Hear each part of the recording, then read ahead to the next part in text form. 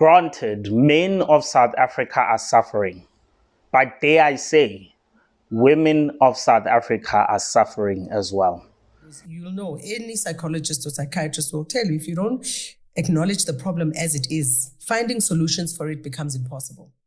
Of course, here standing in front of you is a man, so I can never be a spokesperson for women, nor their suffering, nor their challenges. However, the condition is that in my life, being 35 this year, I've had a lot of interaction with women. My mother, who was a single parent, so I've seen the challenges of a single parent, barely making it to the next month, barely putting food on the table. And I am a father of 2 beautiful daughters. So dare I speak on women issues? I feel a bit obligated because raising 2 daughters, it means that I have to play some role in at least shaping the minds of men out there so that the suffering of women can be lessened. So the reported cases, for instance, of rape alone, just in the first quarter of this year, January to March, were close to 11,000. Sure. Right? That's in 3 months. Sure. And only in the borders of South Africa. Of course, the suffering of women cannot just be burdened on men themselves, but women are facing a lot of challenges. Some of these challenges including raising kids on their own, having deadbeat dads that pull through, do what they have to do, the monkey business, and then leave. When it's time for responsibility, you look left, you look right, they are nowhere to be seen. And yet there are also circumstances where women themselves have to take accountability around giving fathers access to their children. So everything in this world, in this country, is a bit of a double-edged sword. Let's speak also around the abuse against women and children that they face. The stats are high in this country. The population of women far exceeds men. So why aren't we taking care of these queens and princesses? Women are against a number of challenges. Some also include the battle in the corporate field, where for the same job, they get paid less. For the same job, they put in as much effort. For the same job, they work as many hours, but the recognition goes to that of the male. How about the fact that black women are facing the disparity against white women, against women of a different class, women at a different level? Women are faced with so many challenges, including inequality, discrimination, poverty. Their challenges sometimes feel insurmountable to them. They feel that they don't have the necessary support that they ought to have, particularly in a country like South Africa. The president did try to put through a committee to discuss and relieve women of the issues facing them. I don't know how far the actionable, tangible results have come from that particular intervention. It's difficult to point at those interventions at this particular point in time. How about teenage pregnancy? Men can't fall pregnant, but women can. So they therefore have to grow up knowing that they have sold or given up. They are growing up. A man can just go and leave a woman and just go on with their life. A boy can go back to school. A woman who's pregnant or a young lady who's pregnant cannot at times. They have to actually give birth, stay a while before actually considering going back to school. Therefore, their future is dented in more ways than one. Women are put in corners where, because of abject poverty, the decision-making processes that they have also put them at a disadvantage, because they have to think not only with their minds, but they have to think about the situation. Sometimes they think with their hearts, which is to their detriment because they fall for the wrong men, right?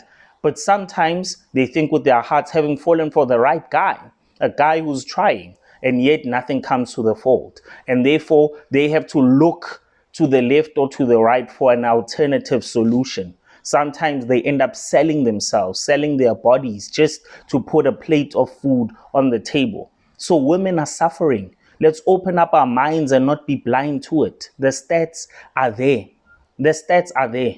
Women in education, Women in education, when you look at the stats as far as principals in the schooling environment, from primary to secondary and even tertiary, the heads are headed, or the departments, the relevant units, sections, divisions, they are headed by males largely. So there's still so much catching up that women have to do.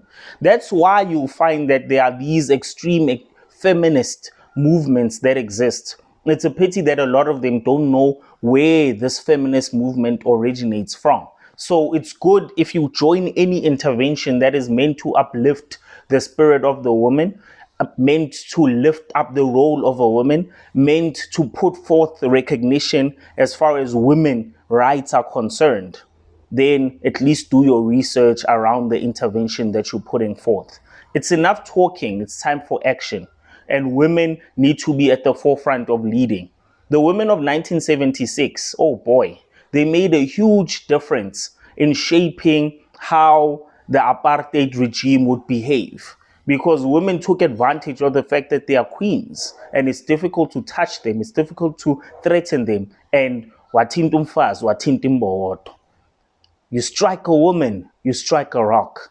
So why is it that us men are happy to strike a woman? Why is it that us men are happy to strike that rock?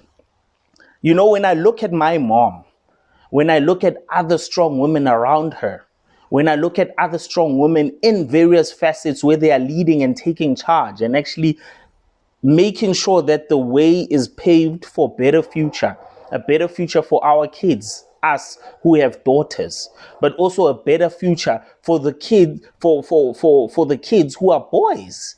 Because the more a young lady is shaped at a young age, the better they'll be receptive to young men. And the more we shape those young men to recognize what a woman is, to understand and respect what a woman is, to understand the role that a woman plays in giving life. When you look at other doctrines, they actually consider the black woman as God, not just queen, not just princess, not just they literally consider a black woman as a deity, because if the first origins of man come from Africa, then it means that they came from a womb of a woman. And therefore, she's the one that gave birth to us as men. Because think about it, just think about it. When a woman gives birth, they are the first point of contact, the first point of intimacy, the first point of connection.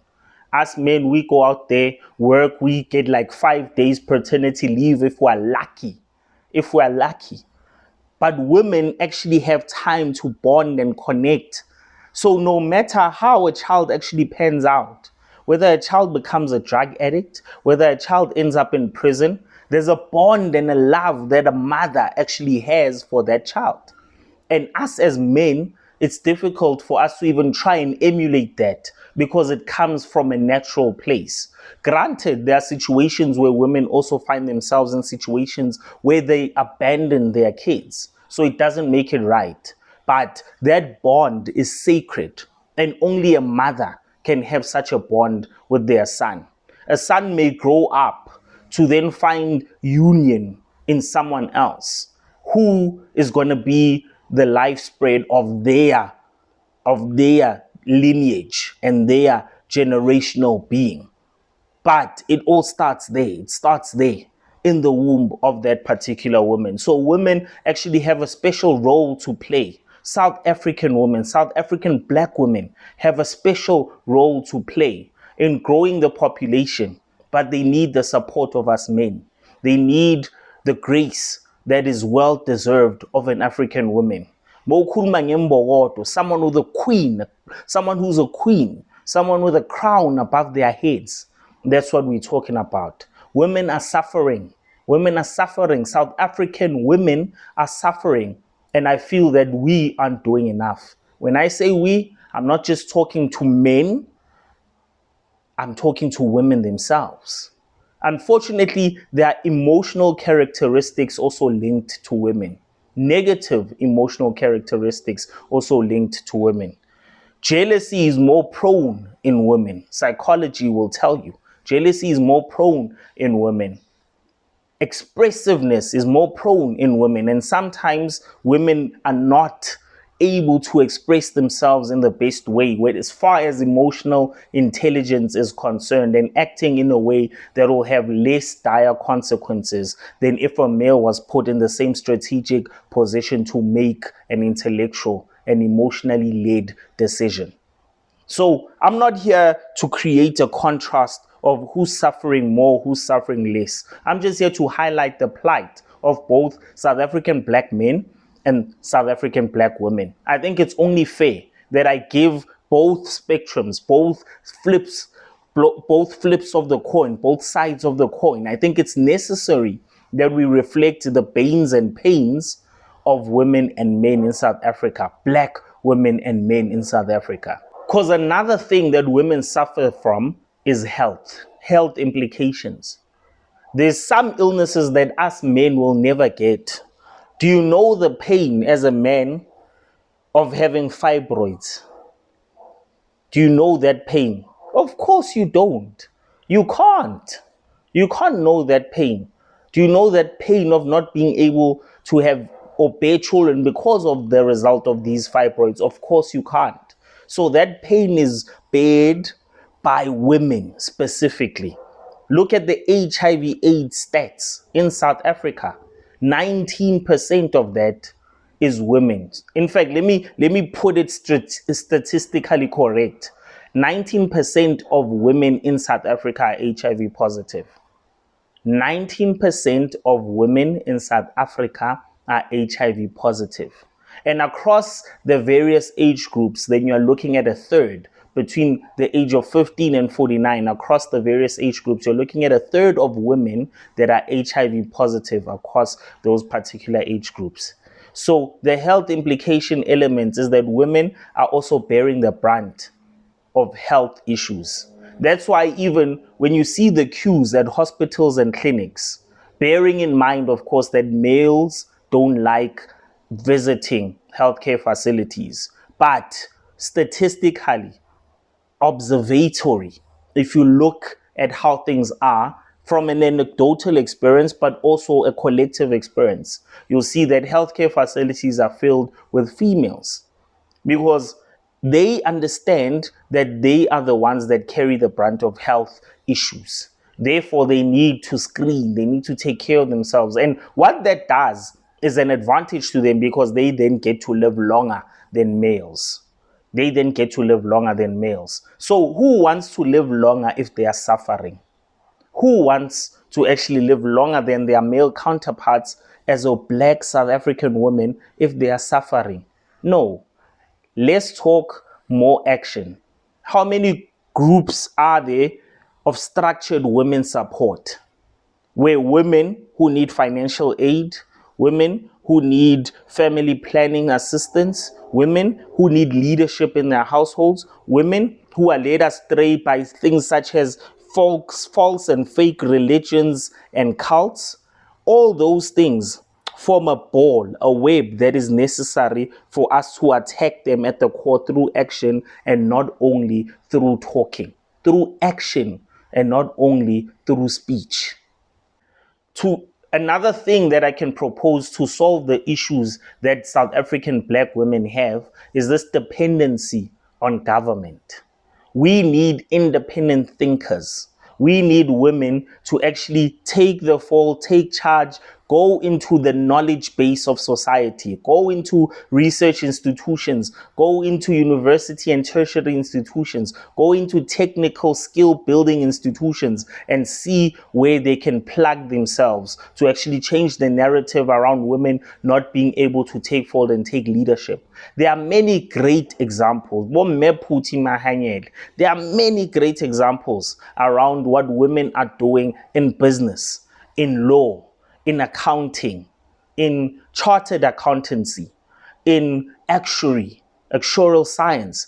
Those technical fields, those scientific fields, those mathematically led fields. Mepakeng, the former VC of the University of Cape Town. So there's so much that women are capable of. I just wish that the bulk of them could wake up to this realization and act in accordance to that. We need independent thinkers, independent applicators, independent people that will run households, share the running of households, and build strong societies. We need people that will be able to stand up for themselves.